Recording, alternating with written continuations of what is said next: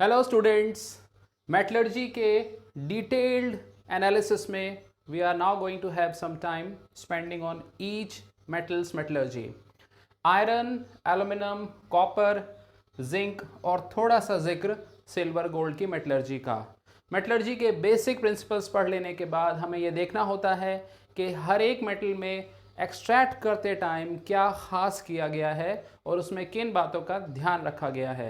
Reducing agent कौन है, reduction temperature कैसे था, किस कंडीशन में रिड्यूस किया, उसमें कोई स्पेशल पॉइंट है कि नहीं, फिर रिफाइनिंग कैसे हुई। ये सारी बातें हमें कॉम्पिटिटिव एग्जाम्स और बोर्ड एग्जाम्स की नज़र से अच्छी तरह पता होनी चाहिए।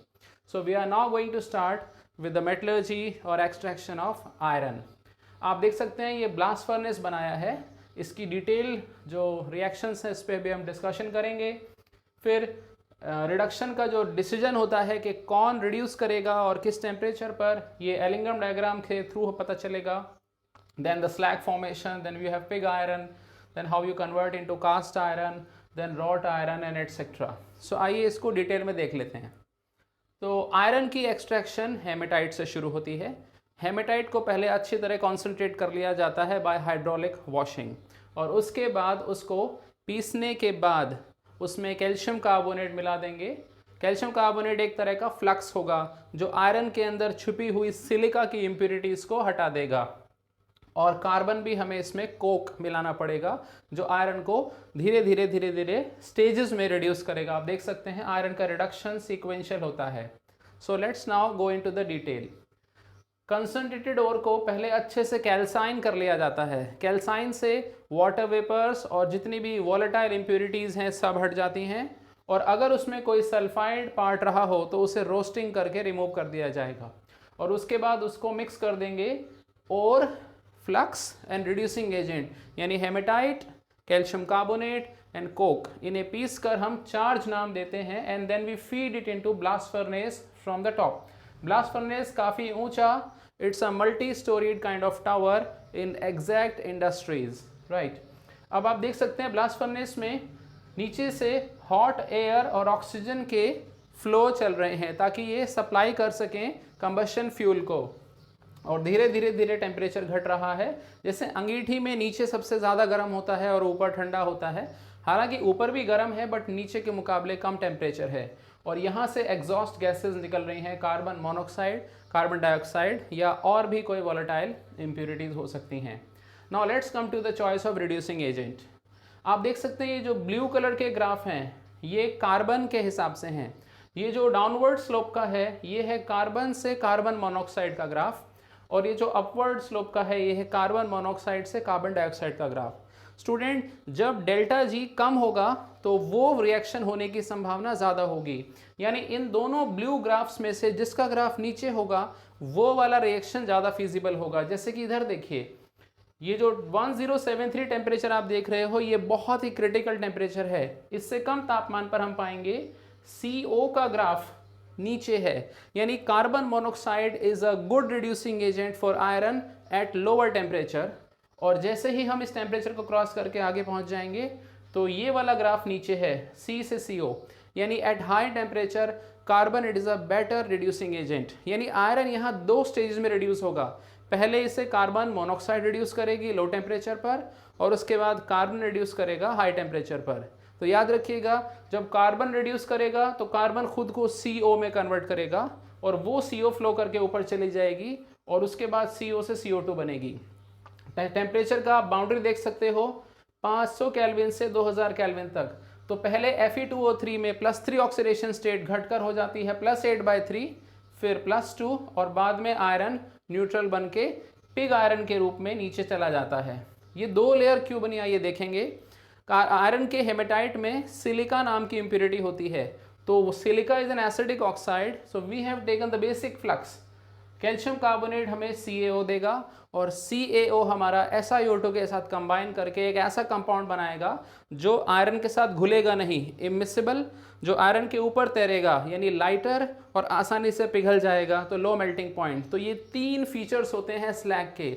It should not mix with iron, it should have low melting point, and it should be lighter, ताकि वो आयरन को ढक सके। तो ऊपर की लेयर स्लैग की होगी विच इज CaSiO3, और नीचे की लेयर होगी पिग आयरन की। ये आयरन अभी रेडीमेड फॉर्म में नहीं आया, इसमें 4% कार्बन है और बाकी सल्फर, फास्फोरस, सिलिकॉन और मैंगनीज जैसे इंप्योरिटी है। जब ये ठंडा हो जाता है, इसको ब्लास्ट फर्नेस से अलग करके इसे पुराने स्क्रैप आयरन और फिर कोयले के साथ मिक्स करके वापस एयर की प्रेजेंस में गर्म करते हैं, जिससे कार्बन कंटेंट घट के 3% हो जाता है और ये बन जाता है कास्ट आयरन। कास्ट आयरन भी फाइनल फॉर्म नहीं है, ये काफ़ी हार्ड है और ब्रिटल है और हमें मैलेबल और अच्छा आयरन चाहिए। तो इसको फिर हम रेवरबरेटरी फर्नेस में भेज देते हैं, जहाँ पे हम टेम्परेचर्स को बाहर से चेंज कर सकते हैं और उसकी अंदर की बाउंड्रीज पे हमने हेमेटाइट की कोटिंग की हुई है। हेमेटाइट इसके साथ हीट अप होके और कार्बन का कंटेंट घटा देता है। थोड़ा सा हम CaCO3 मिला के रखते हैं ताकि इन इम्प्योरिटीज़ को आसानी से स्लैग के रूप में हटाया जा सके और बाद में हमें मिलता है 1% से भी कम कंटेंट वाला कार्बन स्टील, जिसे कहते हैं राउट आयरन। और राउट आयरन को हम बाद में स्टील फॉर्मेशन में ले जाएंगे। So this is the basic of iron metallurgy. इसमें खास याद रखिएगा, ब्लास्ट फर्नेस में लो टेम्परेचर ऊपर है और हाई टेम्परेचर नीचे है। ये दो लेयर्स बनेंगी, ऊपर वाली लेयर स्लैग की, नीचे वाली लेयर पिग आयरन की। और ये 1073 केल्विन का तापमान, इस टेम्परेचर से कम टेम्परेचर पर यानी ऊपर की तरफ carbon monoxide is a reducing agent और इस टेम्परेचर से हाई टेम्परेचर पर यानी ब्लास्ट फर्नेस में नीचे की तरफ carbon is the reducing agent. So that's about iron. Now let's come to aluminium. Aluminium की मेन मेटलर्जी बॉक्साइट से की गई है, जिसमें सिलिका इंप्योरिटी है, आयरन इंप्योरिटी है और टाइटेनियम ऑक्साइड इंप्योरिटी है। इसको पहले लीच किया गया, लीचिंग एजेंट है NaOH, जिसने एल्यूमिनियम और सिलिकॉन के ऑक्साइड्स को घोल लिया, लेकिन हमने सिर्फ एल्यूमिनियम का कॉम्प्लेक्स दिखाया है। तो डिसॉल्व करना, दैट इज कॉल्ड लीचिंग। और जैसे इसमें हम CO2 पास करेंगे, और एक चीज़ देखिए, सीड मतलब हम उसके क्रिस्टल पहले से तैयार रखेंगे जिसका प्रेसिपिटेशन हम चाहते हैं। तो we will seed this with aluminium hydroxide crystals और ये तुरंत इसको प्रेसिपिटेट आउट कर देगा। सिलिका वाला हिस्सा अंदर ही रह जाएगा और आयरन टाइटेनियम तो घुल ही नहीं पाएंगे। और उसके बाद हमें AlOH होल थ्राइस मिलेगा, जिसे हम कैल्सिनेशन करके ड्राई बना लेंगे और हमें मिल जाएगा Al2O3। और बाद में होगी मेहनत, इसमें हाई मेल्टिंग पॉइंट है और इसकी कंडक्टिविटी भी अच्छी नहीं होती।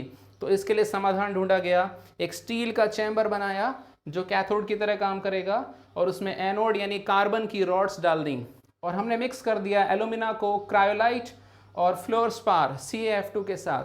क्रायोलाइट के साथ मिलकर मेल्टिंग पॉइंट काफ़ी हद तक कम हो जाता है, इसीलिए एल्यूमिनियम आज बहुत ज़्यादा यूज़ हो पाता है, क्योंकि इसकी मेटलर्जी क्रायोलाइट ने आसान बना दी। और CaF2 मेल्टिंग पॉइंट को कम करने के साथ साथ इसकी कंडक्टिविटी में भी इजाफा करता है। तो एल्यूमिनियम का +3 आयन मेल्ट होने में, रिड्यूस होने के बाद इट बिकम्स Al लिक्विड, जो यहाँ से फ्लो आउट कर जाएगा। और कैथोड पर जो ऑक्साइड आयन है वो ग्रेफाइट की रॉड्स को कंज्यूम करता रहेगा CO और CO2 बना के, इसलिए ग्रेफाइट्स की रॉड्स को बार बार इस मेटलर्जी में रिप्लेस करना पड़ता है। अब ओवरऑल रिएक्शन देखिए, aluminium oxide reacts with carbon to give this. इस रिएक्शन को देखकर कई बार धोखा हो जाता है कि carbon is a reducing agent. ये याद रखिएगा, carbon is a facilitator, reducing agent तो इलेक्ट्रिसिटी ही है। So never think that aluminium is reduced by carbon, it is always reduced by electricity. और बाद में जो आपको एल्यूमिनियम मिलेगा आप उससे रिफाइनिंग के लिए भेज देंगे। नाउ लेट्स कम टू तांबा यानी कॉपर। कॉपर का मेन और हम लेंगे CuFeS2 यानी कॉपर पायराइड्स। तो पहले इसकी पार्शियल रोस्टिंग की जाएगी, जिससे कुछ हिस्सा ऑक्सीडाइज हो जाएगा, कुछ एज इट इज रहेगा। और सिलिका की इंप्योरिटी मिलाने से आयरन के साथ सिलिकॉन रिएक्ट करके स्लैग बना लेगा। और ये पार्शली रोस्टेड वाला और कॉपर मैट का रूप ले लेता है, जिसे कहते हैं Cu2S + FeS। इसे हम रेवरबरेटरी फर्नेस में भेज देंगे और उसमें हम सिलिका की लाइनिंग लगा देंगे जो आयरन को फर्दर हटाएगी। इसमें कॉपर का सल्फाइड कुछ Cu2 में कन्वर्ट हो जाएगा और बाकी अपने साथ ही रिएक्ट करके कॉपर को खुद ही रिड्यूस कर देगा। इसका रीजन देखिए, एलिंगम डायग्राम में कॉपर के फॉर्मेशन का, कॉपर के ऑक्साइड के फॉर्मेशन का ΔG काफ़ी ऊंचा है, यानी ΔG बहुत हाई है, यानी कॉपर ऑक्साइड बनना इतना फिजिबल नहीं है। दैट मीन्स कॉपर को रिड्यूस करना इतना मुश्किल नहीं होगा, इसीलिए इसमें सेल्फ रिडक्शन मेथड यूज़ किया गया, यानी ये खुद को ही रिड्यूस कर लेता है। अब जब कॉपर पिघल के बाहर आता है उसमें बुलबुले बन जाते हैं SO2 के, जिससे हमें ब्लिस्टर्ड, जैसे तंदूर की रोटी पर बबल्स बन जाते हैं ऐसे इस पर ब्लिस्टर हो जाएंगे, यानी फफोलेदार कॉपर। इसके बाद इसको हम रिफाइनिंग के लिए भेज देंगे। रिफाइनिंग में एनोड पर हमने इम्प्योर कॉपर लगाया हुआ है जो इलेक्ट्रिसिटी द्वारा प्योर कॉपर के ऊपर डिपॉजिट होता रहेगा। इलेक्ट्रोलाइट यहाँ पर कॉपर सल्फेट है जिसकी कॉन्सेंट्रेशन में कोई चेंज नहीं आएगा। और इम्प्योर कॉपर में मौजूद antimony, selenium, tellurium, silver, gold, platinum नीचे एनोड मड के रूप में जमा हो जाएगा। So this is the interesting metallurgy of copper. कई बार कॉपर के ऐसे ओर होते हैं जिसमें ज़्यादा हम कॉपर नहीं पाते, उन्हें कहते हैं लो ग्रेड ओर। इसको हाइड्रोमेटलर्जी यानी पानी के अंदर ही एक्सट्रैक्ट किया जाता है। कैसे?